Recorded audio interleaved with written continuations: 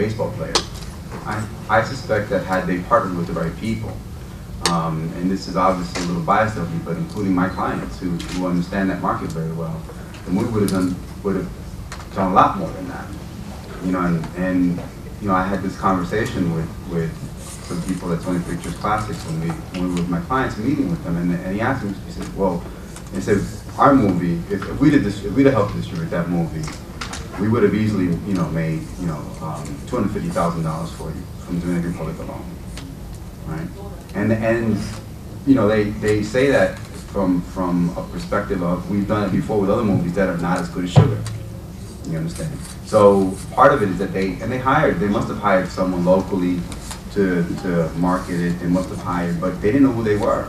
And so I think that's part of the problem, that I don't know if it's general market, I don't know if it's a studio-based company, I don't know if it's the mini majors that are really based out of studios, that they don't understand the Latino market, whatever that may be, or that they don't hire people that, for specific projects, they go to the usual suspects, who will then hire someone, you know, the publicity, the key publicist, the key, you know, marketing strategist, who everyone hires, who tend to be the same ones at Sundance and at Toronto, who then may at the most hire someone who is Latino and who has some instances, or they want to hire someone, and this may be a little blunt to me, maybe a native informant, but doesn't really know, doesn't have their ear to the ground. So I think that's part of the problem.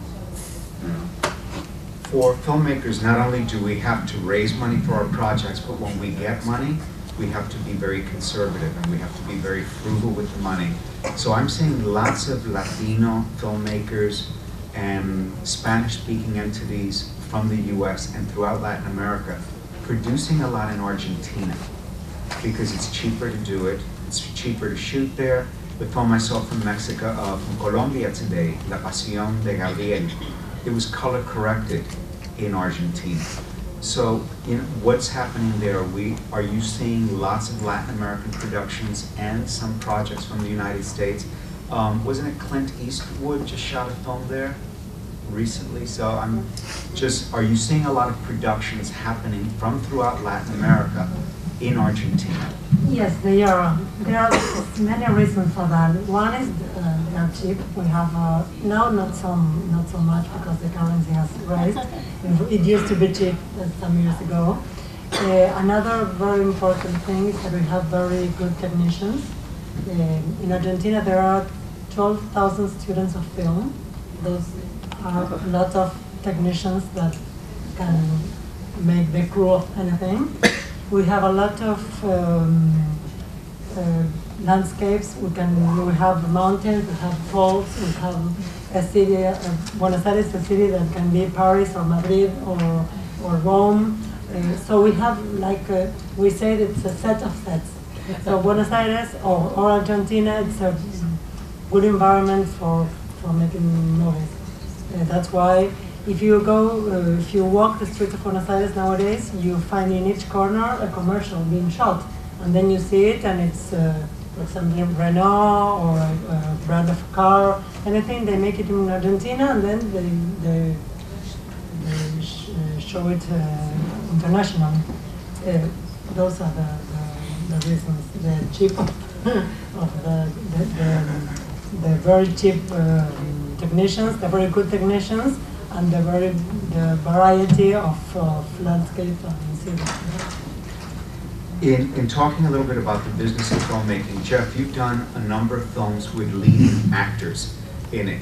For filmmakers, what advice do you have when you want to approach a well-established actor? Who, either in your evolution, how did you start doing it, how do you do it now? What's your formula in regard to, if you want a well-established actor, who do you hit first? Do you hit the actor directly, the business manager, the agent, a friend? How have you secured those actors from high art to station agent and other films? Sure. Well, you know, actors, they tend, particularly the more successful actors, have sort of walls built around them, you know, multiple walls, and it's extremely difficult to make your way in. I mean, of course, if you have some sort of personal connection, but it has to be the right one. People really have to be able to approach them kind of with a dignity to it. If you're just going to sort of throw the script over the wall, it will absolutely yield nothing. In fact, it'll have a negative result. They're going to be afraid of you and want a restraining order.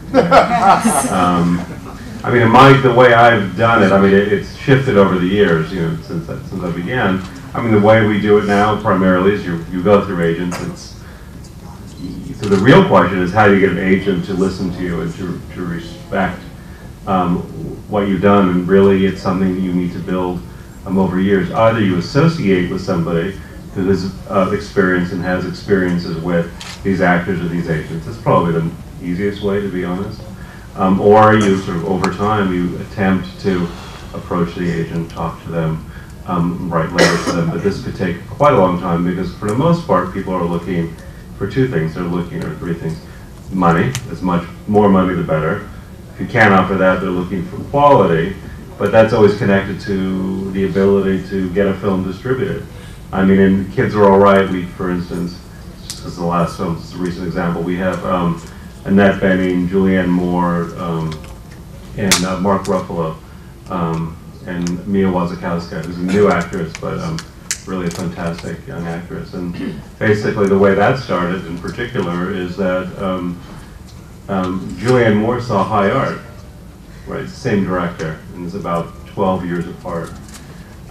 Sort of they had a conversation 10 years ago, you know, and in a way we worked the script, wrote a part for her, and were able to sort of bring her into the process and keep her in the process, because then even after we had the script, it took another 5 years, right? Even with Julianne Moore. And that Bening, they actually share an agent, right? And we had another sort of connection with Annette. So, you know, look, there's no magic formula, but it's I guess the only thing it comes down to is being persistent and being very aware of all the possible levels of connection that you might have to somebody, and always comporting yourself in a very kind of direct and careful and non-stalking fashion, illegal fashion, but not being overly egotistical. I mean, I can't tell you the number of filmmakers that just feel they have written, or they have in their position, the most important script, you know, ever conceived of, and that they're just going to get the door slammed in their face every single time, you know. But, you know, as you kind of work through it, you find ways, but it really is this very careful, persistent, and like a notebook where you are figuring out every person you've met and where they can possibly lead you and how you can incrementally make your way. But that's like a whole career, you know, of having to make a movie. And that's really what it takes to get the bigger talent, if you can't pay them. Of course, if you have the money, then anybody will return your call. Gotcha. Last year at the Tribeca Film Festival opened up the is that the beginning of something? And what I'm getting at is Latin America for us Latino filmmakers and non-Latino filmmakers. Is it still an untapped market? Are the borders coming down? Is there hope for the future in regard to it being a viable market, which I think for some is still a second thought or an afterthought? No, I think, you know, to sound a little brusque or a little tacky, you know, beggars can't be choosers. You got to go where you can go to get the money, you know, and the resources is not the money that amounts to cash if it's in kind. And again, with that example, the filmmaker is very smart. You know, they tap into all their connections, and as it turns out, it worked. It turned out well, because, you know, this gentleman, he went back home for it, and he had a sense of pride that he wanted to talk about something, talk about this issue, this level of this controversial issue that's a pretty universal issue. You know, corruption, right? Government corruption.